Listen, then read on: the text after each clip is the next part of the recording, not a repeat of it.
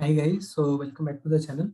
So I'll be recording some videos of CF for the midterm exam today, and I'll be covering different concepts. So instead of making a revision video, I thought I'll make some problems. I'll solve some problems on Excel, so it'll be easier for you to visualize how to solve them tomorrow, and that will serve as a revision itself. So let's quickly get started. I'll just remove my Zoom background because otherwise you'll think it's activation, which it's not. So yeah, let's quickly get started. Let me share the screen and show you guys the sum first. Okay, so you can take a screenshot. I'm taking questions from the textbook itself because sir has not provided any other additional questions for practice. So I'm taking questions from the textbook itself. You can see this is on page 334, illustration 11.9. Okay, so it's a basic sum. It says that 50 million cash outflow in the initial stage, and then these are the cash inflows which are given. First question is, what is the payback period for M&M? Then what is the discounted payback period if the cost of capital is 12%? And if the two projects are independent, so basically it covers three concepts. First is the payback period, discounted payback period, net present value, and then cost of capital and IRR. Okay, so four concepts are covered over here. So firstly, let's do the payback period. So I'll just share my entire screen and let's head over to Excel. I've done the basic parts, so it's easier for you to just see the formulas. Okay, so what I've done is basically copied that table here, and project M, these are the cash flows, and project N, these are the cash flows. And let's first do the payback period and discounted payback period. Okay, so make sure you copy the table correctly, because otherwise your entire calculation will go wrong. So for the payback period, the first thing that you need to do is to firstly, what is payback period? What is the duration in which the initial cash outlay, which is 50 million in this case, it's paid back by the cash inflows. It can be two things. One is payback period, which is the normal cash outflows, and another is discounted payback period, which is the discounted cash flows. Okay, so let me, for the first question, we need a cumulative cash flow. So how do you calculate the cumulative cash flow? Is firstly you equal to 11 plus 19. Okay, and because it's Excel table, so one second, I'll just make this into a new table, because otherwise the formulas will be different. One second. Yeah, so I change that to a normal table. So to calculate the cumulative cash flow, what you just do is equal to 11 for the first one. For the next one is 11 plus 19, and then you can just drag it down. So it's basically top plus left. Okay. So just copy that there, and it will automatically get pasted over there because of the formula. Right. So now you can see that for the first project, the payback period is somewhere between 2 and 3, right? So till 2 it's 30, and my initial cash outflow is 50. So it's somewhere between 2 and 3. So the first thing that we can do is write, okay, so basically there's a direct formula to calculating it also, but I'm just breaking this down so it's easier for you to understand how that value is coming. So firstly, what you do is you take the year in which the cash flow is. So for me, 50 is the cash outlay in the initial years. So I know that it's somewhere between 2 and 3. So take the base year. So I'm taking the base year as 2 because it's after 2. So whatever it is, it will be after 2. So 2. Now during the year 3, what is the cash flow that I require? So my cash outflow is 50 and I've already recovered 30. Okay, so I need 20 more. So equal to 50 minus 30. Okay, so I need 20 more incremental cash flow in year 3. So sorry, in year 2. Okay. So in year, sorry, year 3, incremental cash flow in year 3. What is the incremental cash flow in year 3? 32, equal to 32. So basically I need 20 more, and during that year there's 32. So now to calculate it, you can directly do 2 plus bracket open 20 divided by 32. So it's 2.623, 625. Okay. And now because of Excel, you can just no, don't do that because the year is different. So don't do that. So in the second case, we can see that the outflow is 50 here as well, but it's getting recovered somewhere between year 1 and 2. So it should be 1 point something. So put 1 over here. Then the incremental required is equal to 50 minus 38. So I need 12 more. And during the year, I have got 22 in year 2, right? So incremental in year 2 is equal to 22. So the payback period is equal to 1 plus 12 by 22. So it's 1.5454, and so on. Okay. So this is your first question done. Now for the second question, it's asking for a discounted payback period. So for the discounted payback period, what you do is basically, firstly, calculate the discounted cash flow. So now discounted cash flow should be your project cash flow discounted first, and then you do the cumulative. Okay.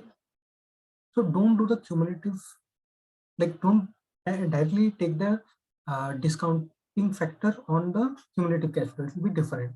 You just take. So firstly, one advice I'll give you is when you take discounting factor, always, okay, let me just add a PVIF. Okay, and I'll add 12 over here because 12 is the rate that was given in the question. So if you take the question, 12% was cost of capital that was given. So you can see over here, cost of capital is 12%. So to calculate the PVIF, what you can do is equal to 1.12. Instead of writing 1.12, you can write two things. So maybe 12, make it 12%, and over here you write equal to 1 plus 12%. Now use caret. Caret is over 6. So you can put shift and 6. This will give you the caret symbol. And then year 1. Now because PVIF is the it's discounting, it's the first year's value today, so it should be negative. So basically what I'm doing is you can do it two ways. Okay, so you can either do it as 1 divided by this. Okay. So 1 divided by this. So this will also give you the discounting value, or you can do directly, instead of 1 divided by that, you can directly do minus B3. So that will directly give you the value. Okay, both cases you get the same value. I'll just explain it again. It's 1 plus whatever percent to the power minus 1. Okay. Also make sure that you freeze this one, F4. Otherwise, when you drag it down, the values will not come same. Okay.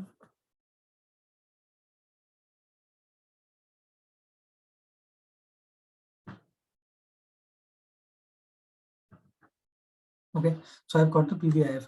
I hope that part is clear. I'll show it again when I do project N. And now you can calculate the discounted cash flow, which is equal to this multiplied by this. Drag it down again. And then cumulative cash flow, which is equal to this. Next one is this plus this down. Okay. I hope this part is clear. Okay. I think this part might not be clear how to calculate this thing. if it's not clear and if you are used to using a calculator, instead of using the formula, you can do it on the calculator and put the values over here. Okay, that can also work. Now I can just copy this entire thing and bring it over here and paste it, and it should work because of Excel. And here basically the discounting rate is the same, so that's why it's the same. Now the benefit of using the formula is that you can, if you change this to 14%, this should automatically change. Okay,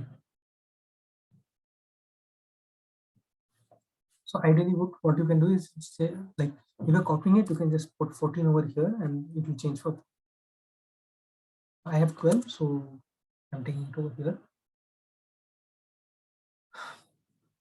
Okay, so this is the discounted cash flow, cumulative cash flow. Now in the same way as we did before, you can see over here the cumulative cash flow, even here it's not getting fulfilled. Okay, so somewhere after third year it's getting fulfilled. So for my base year it will be 3. Incremental required is 50 minus 47.75, and incremental in cash in year 4, this should be equal to this one. Okay, and then the payback period is equal to this plus this by this.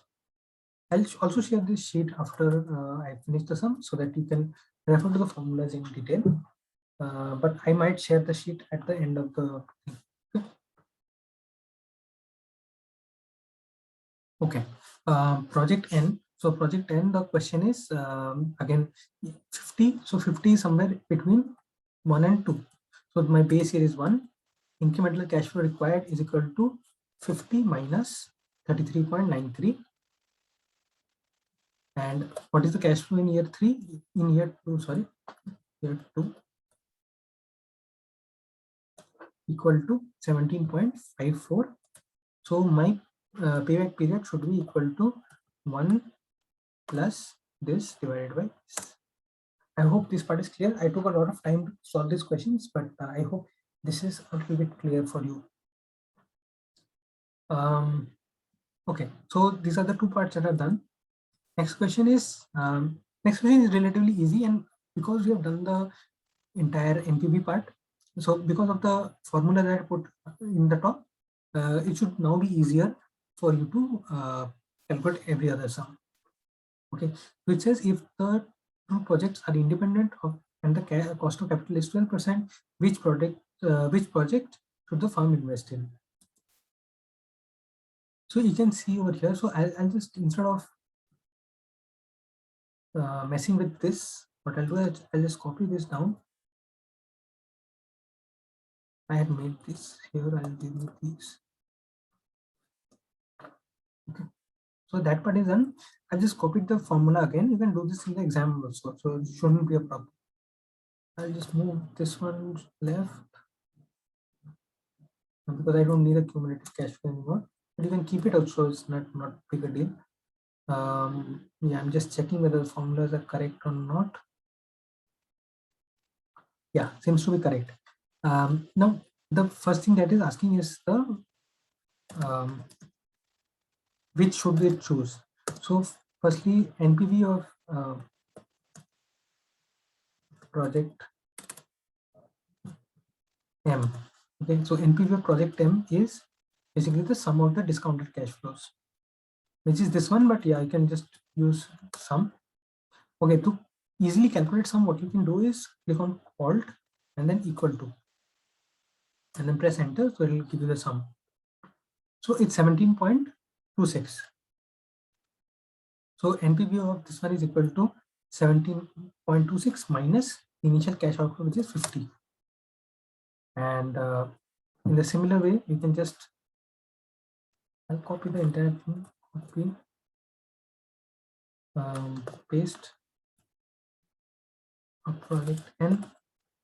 Again, this is the sum of the entire cash flows and discounted cash flows, and the NPV minus 50 is the NPV. So if I have a choice between both the projects, I'll go with the second project because in this case the net present value is 21.26. Okay, now second question is, again you can just copy the entire thing because we have made the dynamic. I'll just highlight the solution so that it's easier for you to find. Now the second question says that if the project are mutually exclusive and the cost of capital is 10%, again mutually exclusive and independent is the same thing. Which project should they invest in? If it's mutually inclusive, then there's no decision making at all. So in case it was mutually inclusive, then you have to make a decision on the total projects. Like if the NPV of both the project combined is more than 0, then you should go with it. But here it's mutually exclusive, so it's the same thing. Cost of capital changes to 10% and 15%. So you can easily see that if you change this one to 10%, the values change. You should change.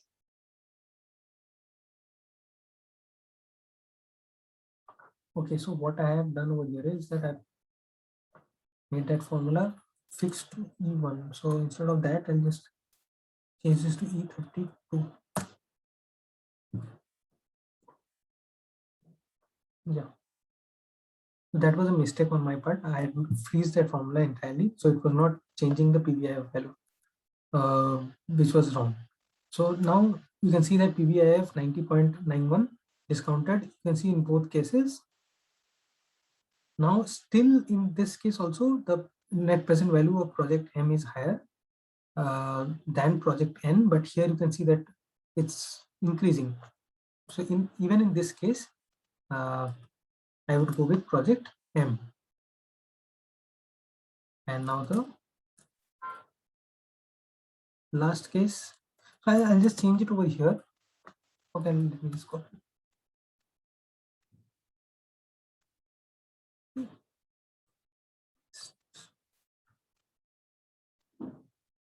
Again, I have to change this to 30 to 43.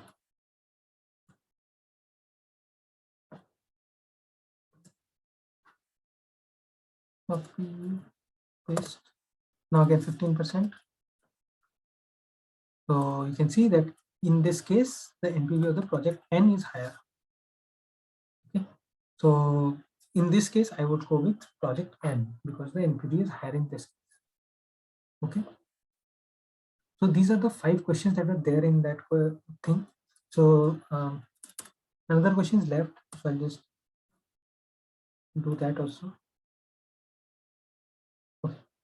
So the last question that is left is if the cost of capital is 14%, what is the modified IRR? So to calculate that, what you have to do is copy this again, paste. Cost of capital is 14% equal to 54.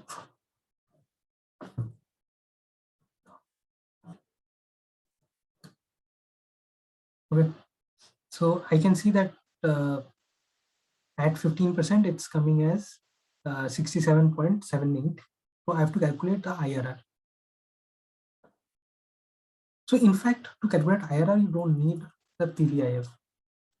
Let me just delete these things. And let me leave it for basically for IRR, you don't need the PVIF. So to calculate IRR, what you can do is directly use equal to IRR, then put the cash flows,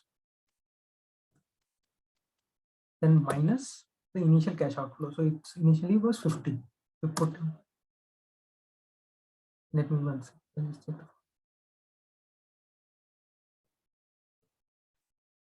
Okay, so in case of IRR, the problem is that you have to use the cash outflow also, otherwise it will not be calculated. So let me delete these because I don't need these. So I'll put a year 0 over here. And it was minus 50. Make sure you to put minus 50 over here, otherwise it will just take it as a positive value and not calculate the IRR. Okay, so to calculate IRR, what you can do is equal to, then IRR, then put all these values from the negative values to the positive value, all the values, comma, guess anything. You can put 10% or something, press enter. So it's 27%. And for this project, it's 36%. So in both cases, the project have a positive IRR.